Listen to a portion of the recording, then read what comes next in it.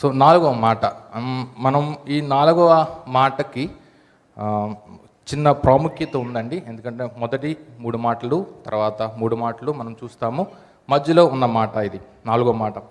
So ఇలాంటి similar ప్యాసేజే మనకు మత్తయి రాసిన సువార్త 27వ అధ్యాయంలో కూడా ఉంటుంది, ఆల్మోస్ట్ సేమ్.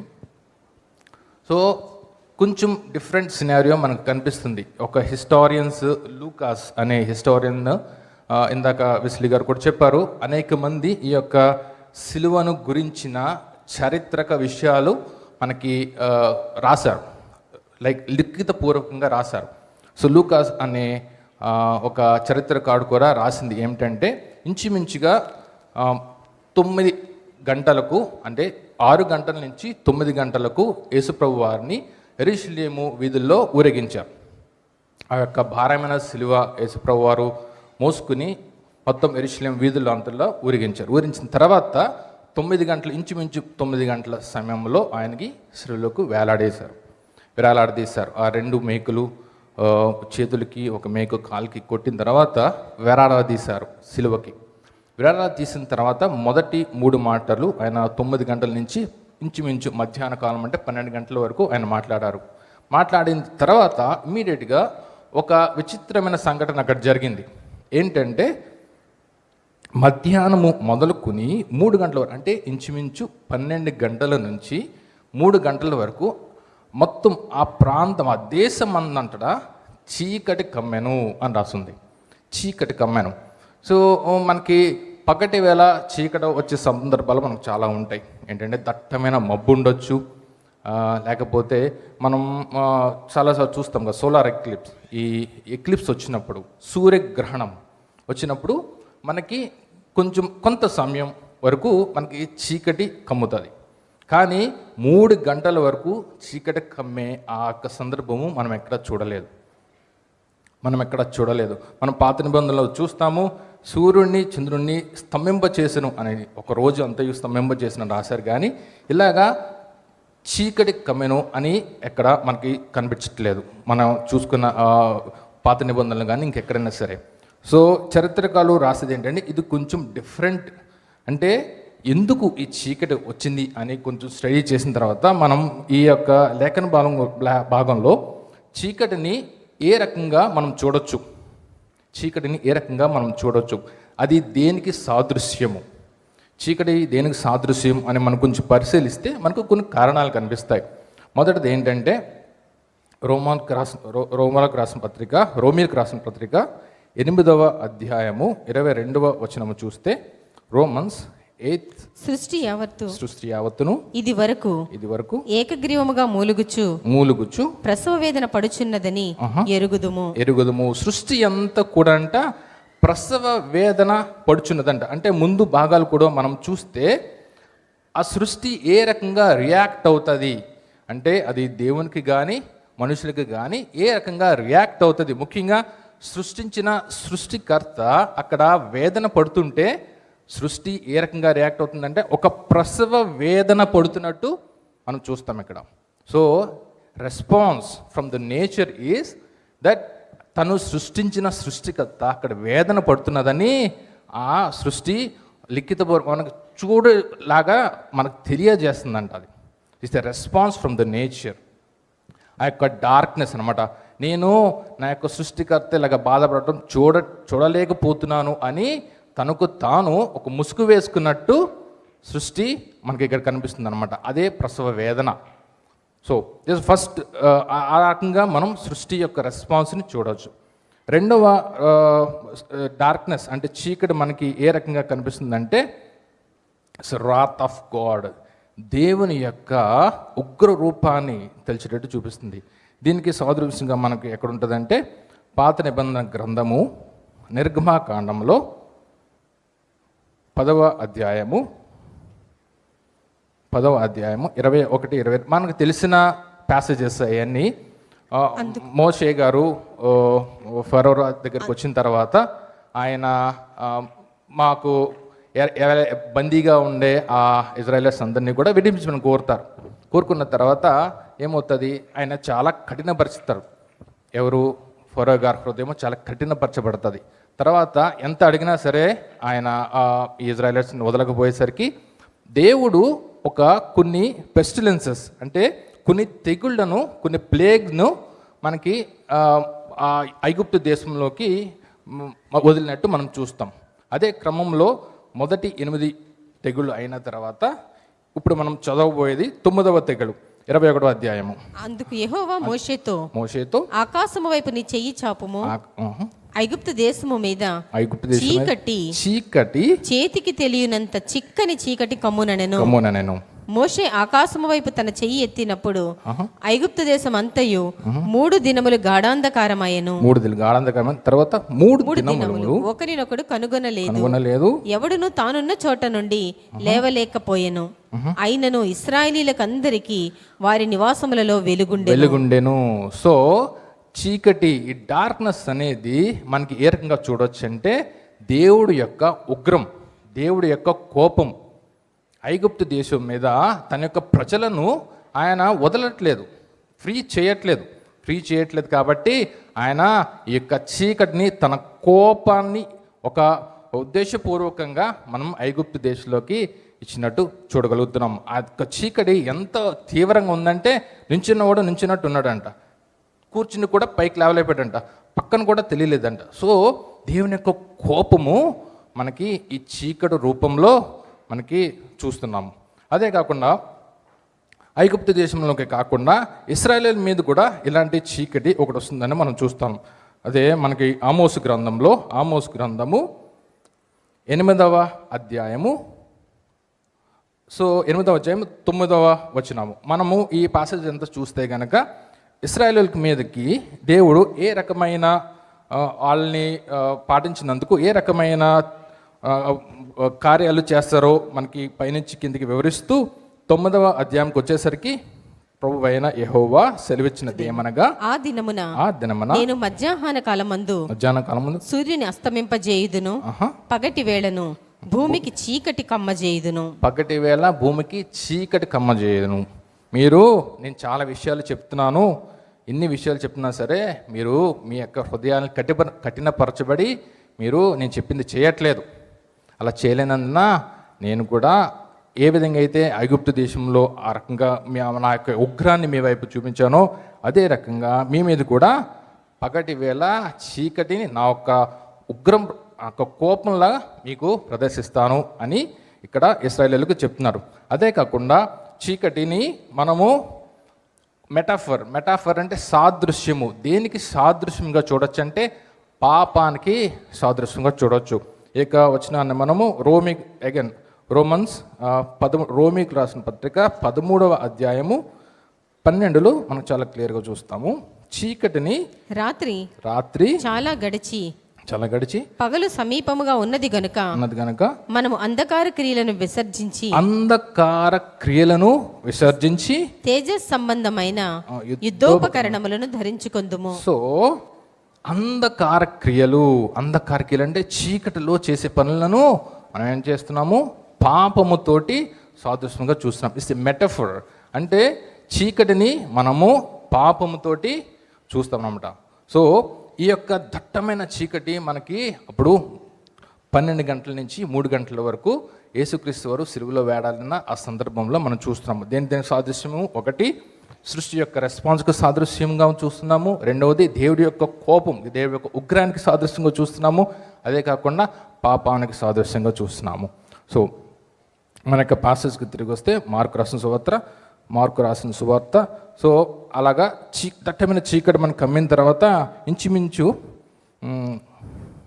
3 ఆ తర్వాత మనం చూస్తున్నాము దేవుడు ఏమని ప్రస్తావించారంటే అక్కడ, నా దేవా ఎలోయి లామా సమక్తాని అని బిగ్గరగా కేకవేసిన చూస్తున్నాము. సో అక్కడ మనం దేవుని యొక్క సంబోధన చూస్తున్నాం, ఏమని, నా దేవా. మనము మొదటి రెస్పాన్స్లో చూస్తున్నాము, మొదటి భాగంలో చూస్తున్నాము, అక్కడ ఏమంటున్నారు, తండ్రి వీరేం చేయుచున్నారో వీరెరుగరు అంటున్నారు. సో తండ్రి అని సంబోధించాడు అక్కడ. అలాగే కాకుండా మనము సువార్త భాగంలో అన్నింటిలో చూస్తే చాలాసార్లు తండ్రి అయిన దేవుణ్ణి యేసుప్రభువు తండ్రి అని సంబోధిస్తూ చూస్తున్నాం. కానీ ఈ యొక్క 4వ మాట దగ్గరకు వచ్చేసరికి ఆయన ఏమంటున్నారు, నా దేవా అని సంబోధిస్తున్నారు. సో వెంటనే మనం ఈ పాసేజ్ చూసిన వెంటనే ఆ సంబోధన చూసిన వెంటనే మనకు కలిగిన మొదటి అనుమానం ఏంటంటే, ఏంటి యేసుప్రభువు తన యొక్క దైవత్వాన్ని కోల్పోయారా? తన యొక్క డివినిటీ, తన దైవత్వం ఏదైతే ఉందో ఇప్పటి వరకు తండ్రి అని సంబోధించారు కదా, సడన్గా మనకి నా దేవాన్ని ఎందుకు సంబోధిస్తున్నారు అనే ఒక అనుమానము మనకు కలగవచ్చు. ఆయన యొక్క దైవత్వం కోల్పోయిన అనుమానము. కానీ మనకి ఆలోచించవలసింది ఏంటంటే, హీఈస్ అది 100% not correct. He's 100% God.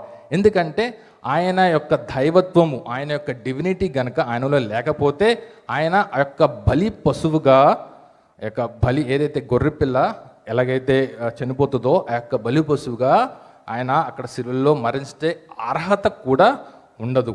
So he is 100% god. అదేవిధంగా మనము ఈ యొక్క లేఖన భాగంలో, ఈ యొక్క సువార్తల్లో చూసింది అన్నీ చూసిన తర్వాత మనం ఏమని చేయొచ్చు అంటే, ఏమని దృఢీకరించవచ్చు అంటే, ఆయన హీఈస్ 100% హ్యూమన్. ఆయన అనేకమైన లేఖన భాగాల్లో మనకి చూపిస్తారు ఏంటంటే, నేను ఏ విధంగా అయితే నడిచానో, ఏ విధమైన మాదిరి మీకు చూపించానో అదే మాదిరి మీరు ఫాలో అవ్వండి. మనం ఏ రకంగా హ్యూమన్ మోడల్, హ్యూమన్ ఫ్లెష్లో మనం ఏ రకమైన ఆకలి దప్పుకలు, ఏ విధమైన టెంప్టేషన్స్, శోధనలు, ఏ విధమైన అన్ని రకమైన కష్టాలు అనుభవించామో అన్ని రకాలైన కష్టాలు కూడా యేసుప్రభు వారు ఈ భూమి మీద ఉన్నప్పుడు ఆయన అనుభవించారు. సో ఆయన 100% God, he's 100% human. He's a unique being. యేసుప్రభు వారు he's 100% God and 100% God. So ఆయన యొక్క దైవత్వము పోయింది అనే ప్రశ్నకు సమాధానం, హీస్ 100% గాడ్, 100% గాడ్. సో ఆ తర్వాత మనం చూస్తే ఆయన బిగ్గరగా కేక వేసానని ఉంది. బిగ్గరగా కేక వేశాను. ఎవరైనా సరే బిగ్గరగా ఎందుకు పిలుస్తారు? ఎవరైనా చిరాకు తెప్పించారనుకోండి, కోపం మీద అవతల అని చెప్పేసి బిగ్గరగా కేక వేస్తాం కోపంలో. లేకపోతే ఇంకెప్పుడు బిగ్గరగా కేస్తాం? ఏదన్నా బాధ, ఏదన్నా ఆక్రోశం, ఆర్తనాదం అంటారు చూసారా? మనకు బాధ ఎప్పుడన్నా కలిగినప్పుడు చాలా బిగ్గరగా మనం కేక వేస్తాం. ఈ యొక్క సందర్భంలో యేసుప్రభు వారు బిగ్గరగా ఎందుకు పిలిచారు? మన యొక్క అనేక సందర్భాలు చూస్తాం. సువార్త పాఠాల్లో యేసుప్రభు వారిని చాలామంది కూడా బిగ్గరగా పిలిచి, యేసుప్రభు ఏసై అని గట్టిగా పిలిచినప్పుడు, ఆ గుడ్డివాడైన ఆయన యేసుప్రభుని బిగ్గరగా పిలిచినప్పుడు మనం చూస్తాం, శిష్యులు వారిస్తారు, ఊరుకో, ఎందుకలా గట్టిగా పిలుస్తాం, ఎందుకలా డిస్టర్బ్ చేస్తున్నాం ఏసైని అని పిలుస్తాం. అలాగే మన చాలా సందర్భంలో చాలామంది ఏసైను బిగ్గరగా పిలిచారు. ఎందుకు పిలిచారు? వాళ్ళకుండే బాధని యేసుప్రభు వారితో చెప్పడం కోసం పిలిచారు. ఈ సందర్భంలో కూడా యేసుప్రభు వారు ఎందుకు బిగ్గరగా పిలిచారు? ఆయనకుండే బాధ ఏంటి? డెఫినెట్గా కోపం అయితే లేదు. మనం చూస్తున్నాము, ముందు మాట్లాడిన 3 మాటల్లో కూడా కోపం అయితే లేదు, కానీ ఆయనకి బాధ ఉంది. He sad about something. ఆయనకుండే బాధ ఏంటి అని మనం పరిశీలిస్తే, ఆయన వచ్చిన పర్పస్, ఈ భూమి మీదకి ఆయన తండ్రి అయిన దేవుడు ఆయన్ని పంపించిన పర్పస్ ఏదైతే ఉందో అది సమస్తమైన పాపాన్ని ఆయన మోసుకుపోవటం. సమస్తమైన పాపము ఆయన మీద మోపితే ఆయనకు వచ్చిన బాధ ఏంటి అని మనం ఆలోచిస్తే, మనము యెషయా గ్రంథము 59వ అధ్యాయము, యెషయా 59వ అధ్యాయము 2వ వచనం, ఒకటి కూడా, మీ పాపం రక్షింపనేరకయుండునట్లు యెహోవా హస్తము కురుచ కాలేదు, విననేరకయుండునట్లు ఆయన చెవులు మందము కాలేదు. మీ దోషములు మీకును మీ దేవునికి అడ్డముగా వచ్చెను. మీ పాపములు ఆయన ముఖమును మీకు మరుగుపరచెను. Very clear. ఏంటంట, ఎప్పుడైతే మనం పాపము చేసామో ఆ పాపం ఏం చేస్తుందంట, దేవునికి మనకి ఒక అడ్డు గోడగా నించుంటుందంట, ఉంటుందంట. అదే కాకుండా ఆ పాపము బట్టి యెహోవా దేవుడు ఏం చేస్తారంట, తన ముఖాన్ని మరుగుపరుస్తారంట. అంటే పాపము ఉన్నప్పుడు ఆయన మనల్ని చూడకుండా పక్కకు తిప్పేసుకుంటారంట. That's simply what it means. So పాపము చేసే పని అది మనకి ఇంకా క్లియర్ కట్గా అర్థం అవ్వాలంటే గలతీయులకు రాసిన పత్రిక 3వ అధ్యాయము, గలేషియన్స్ 3rd చాప్టర్ 13-14 వచనాలు. ఆత్మను గూర్చిన వాగ్దానం, ఆత్మను గూర్చిన వాగ్దానము విశ్వాసము వలన మనకు లభించినట్లు అబ్రహాము పొందిన ఆశీర్వచనము క్రీస్తు యేసు ద్వారా అన్యజనులకు కలుగుటకై క్రీస్తు మన కోసము శాపమై మనలను ధర్మశాస్త్రం యొక్క శాపము నుండి విమోచించెను. ఇందును గూర్చి మ్రాను మీద వ్రేలాడిన ప్రతి వాడును శాపగ్రస్తుడు అని వ్రాయబడినది. సో ఇక్కడ యేసు ప్రభు వారికి కలిగిన బాధ ఏంటంటే, ఎప్పుడైతే మన పాపములు అన్నీ కూడా ఆయన మీద పడ్డాయో, సో ఇమ్మీడియట్గా ఏమైంది, తండ్రి అయిన దేవునికి యేసు వారి మధ్య ఒక అడ్డు గోడ వచ్చిందంట. అడ్డుగోడ ఏంటి? పాపము. సో ఎప్పుడైతే పాపము ఆయన మీద పడిందో ఇమ్మీడియట్గా తండ్రి అయిన దేవుడు తన ముఖాన్ని మరుగుపరుచుకున్నాడంట. అది బాధ యేసయ్యకు. ఎందుకంటే ఆయన శాపగ్రస్తుడై ఉన్నాడు. ఆ శాపం వలన ఆయనకి ఉన్న బాధ ఏంటంటే, ఇప్పుడు ఎటర్నల్గా అంటే యుగములు ఒకే మాట ఒకే బాటలో ఉండే ఆ తండ్రి కుమారులు మన పాపముల వలన ఆయనకి ఏమవుతుందంట, ఒక అడ్డు గోడ వస్తుందంట. ఎటర్నల్గా ఉండే ఆ ఫెలోషిప్ ఏదైతే ఉందో అది కొంత సమయము బ్రేక్ అవబోతుంది. ఎందుకు? దాని కారణం ఏంటి? మీరు నేను చేసిన పాపము. ఇక్కడ మనం గ్రహించగలిగిన ఒక ఫెంటాస్టిక్ థింగ్ ఏంటంటే, తండ్రి అయిన దేవుడు ఆయన ఎందుకు ఇంత కఠినంగా వ్యవహరించాల్సిన అవసరం ఏముంది? ఆయన యేసయ్యే కదా, ఏముంది, ఎటర్నల్గా వాళ్ళు ఇద్దరు కలిసి ఉన్నారు కదా, ఏదో కొంచెం అటు ఇటు చూడకుండా ఆయన్ని ఈ యొక్క క్రాస్ అనేది, ఈ యొక్క సిలువ అనేది, ఈ యొక్క సిలువ శిక్ష అనేది లేకుండా ఆయన్ని పంపించేయచ్చు కదా. అలా చేయలేరు. యెహోవా దేవుడు ఈజ్ ఏ రైచియస్ జడ్జ్, నీతి కలిగిన న్యాయాధిపతి. పాపము వలన వచ్చు జీతము మరణం, అంతే. ఎవరైనా పాపము చేస్తే మరణించాల్సిందే, అది ఎవరైనా సరే. సో ఎప్పుడైతే యేసుప్రభువు వారు మన యొక్క పాపలు ఆయన మీద వేసుకున్నారో మరణించాల్సిందే. That's it. సో అది యేసుప్రభువు అయినా సరే, ఎవరైనా సరే. సో దేవుడికి ఉండే క్యారెక్టర్, యెహోవా దేవుడికి ఉండే క్యారెక్టర్ ఏంటంటే, ఈజ్ ఎ రైచియస్ జడ్జ్, నీతి కలిగిన న్యాయపతి. కాబట్టి ఎవరైనా సరే మరణించాలి. మనం అది చూస్తున్నాం. అట్ ద సేమ్ టైం ఇంత హార్ష్గా బిహేవ్ చేసిన ఆ దేవుడికి మనం అంటే ప్రేమ లేదా అని ఆలోచిస్తే మనకందరికీ తెలిసిన వాక్యం ఏంటది? దేవుడు ఈ లోకమును ఎంతో ప్రేమించాను, అందుకనే ఆయన మనకు అనుగ్రహించారు.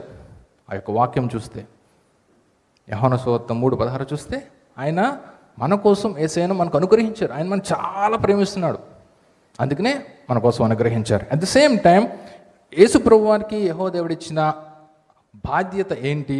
ఆయనకి 2 బాధ్యతలు అప్పగించారు. ఏంటి? మొదటిది, ఆయన ఈ లోకంలో వచ్చిన తర్వాత పవిత్రమైన జీవితం జీవించాలి. పవిత్రమైన గొర్రెపిల్ల ఎలాగైతే జీవిస్తుందో అలాగా పవిత్రమైన జీవితము ఆయన జీవించాలి. అది మొదటిది. ఆయన చాలా ఎలాగైతే తండ్రికి తనకు అప్పగించారో ఆ బాధ్యతను చాలా చక్కగా నిర్వర్తించారు ఆ బాధ్యతని. అదేవిధంగా ఈ యొక్క ఎడబాటు, కొద్ది సమయం పాటు ఈ యొక్క ఎడబాటు ఏదైతే ఉందో ఆ ఎడబాటుని ఆయన అనుభవించాలి. సో మనకి ఇక్కడ ఒక మంచి కాంబినేషన్ చూస్తున్నాం. తండ్రి అయిన దేవుని యొక్క ప్రేమ, కుమారుని యొక్క సమర్పణ. తండ్రి అయిన దేవుని యొక్క ప్రేమ, కుమారుని యొక్క సమర్పణే మనకి శివులో వినిపించిన ఆ కేక. ఆ కేక ఏంటి?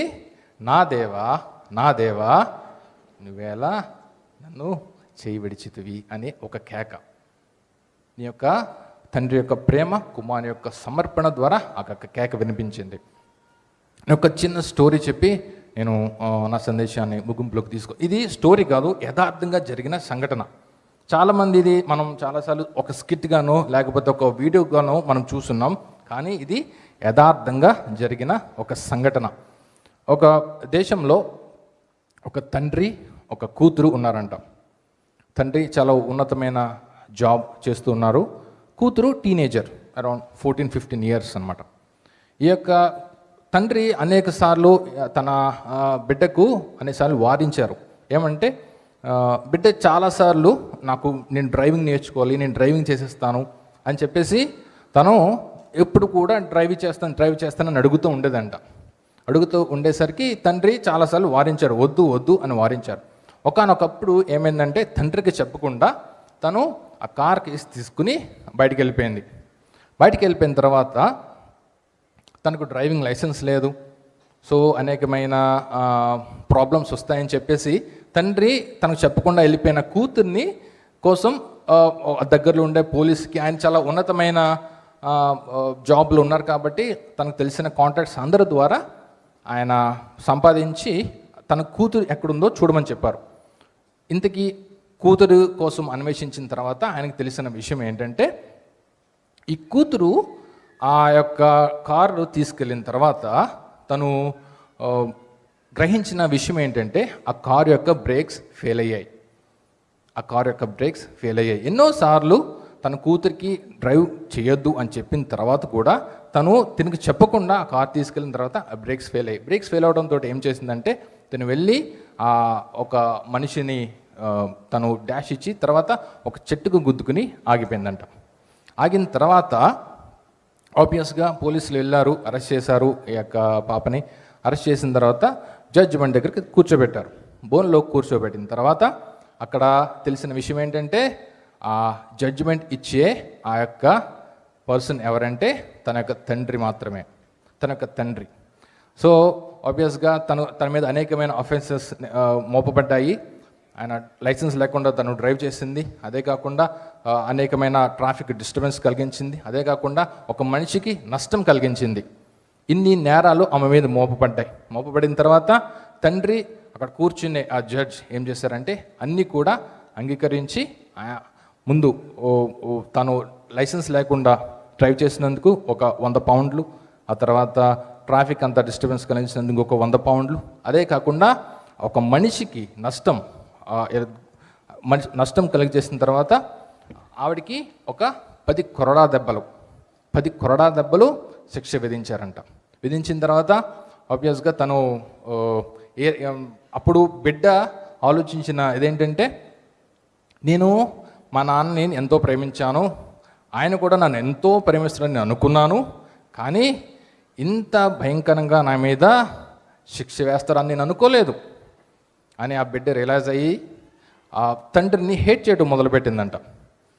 మొదలుపెట్టిన తర్వాత ఈ తండ్రి తన యొక్క జడ్జిమెంట్ పూర్తయిన తర్వాత మీకు అందరికి తెలిసిన విషయమే, పక్క గదిలోకి వెళ్ళి తన యొక్క కోట్ తీసి ఒక పిల్ల యొక్క తండ్రిగా, జడ్జిగా కాకుండా బిడ్డ యొక్క తండ్రిగా వచ్చి ఏదైతే ఫైన్ ఏదైతుందో ఆ ఫైన్ చెల్లించారు, 200 పౌండ్స్ ఏదైతుందో.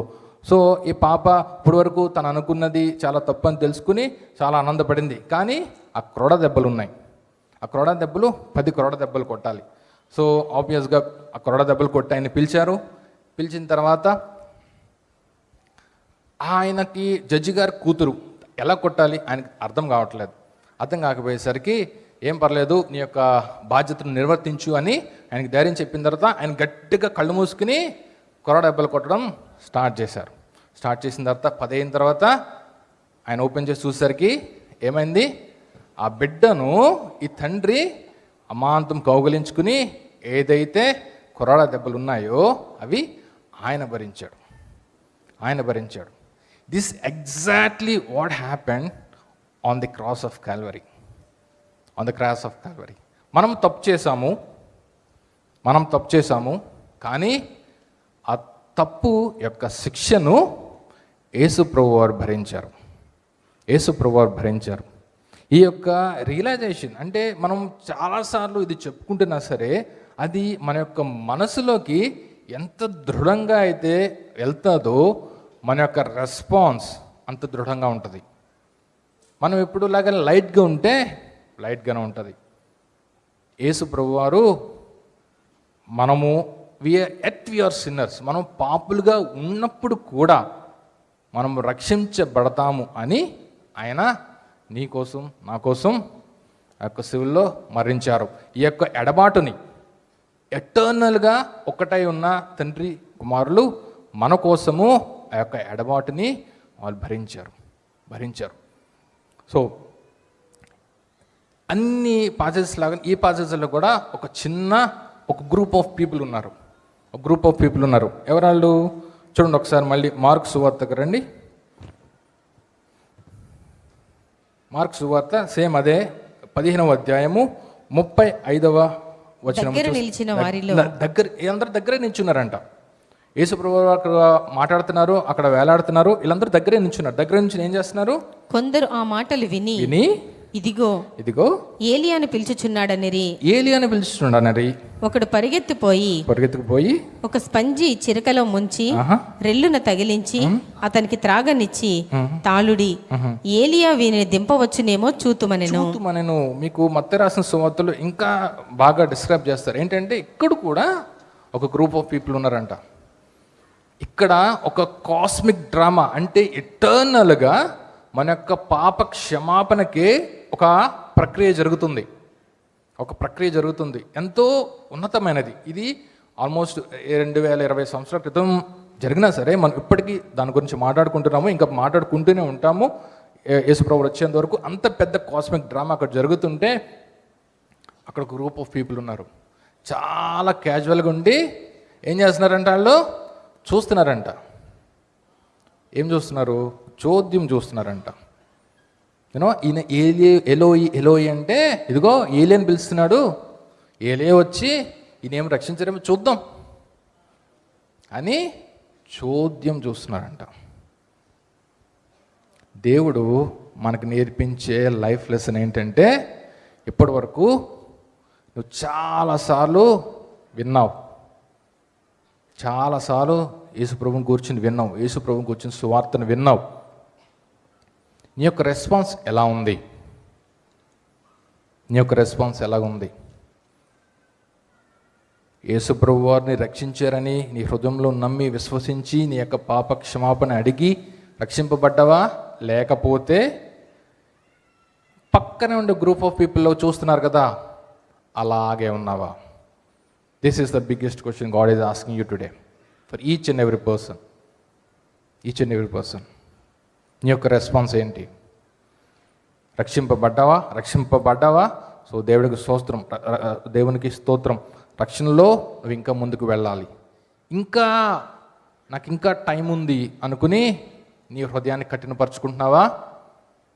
దేవుడు మీతోనే మాట్లాడుతున్నారు. ఆ పక్కన ఉండే అంత చూస్తుని ఏమవుతుందో చూద్దాం అని ఏమీ కూడా రెస్పాన్స్ లేని ఆ యొక్క కొందరిలాగా ఉన్నావా? లేక దేవుడు మన యొక్క పాపల కోసం శిలువలో మరణించారని రియలైజ్ అయ్యి దేవుడి వైపు తిరుగుతున్నావా? Choice is in your hands. దేవుడు కొద్ది సమయాన్ని ఈ కొద్ది వాక్యాన్ని దీవించును గాక.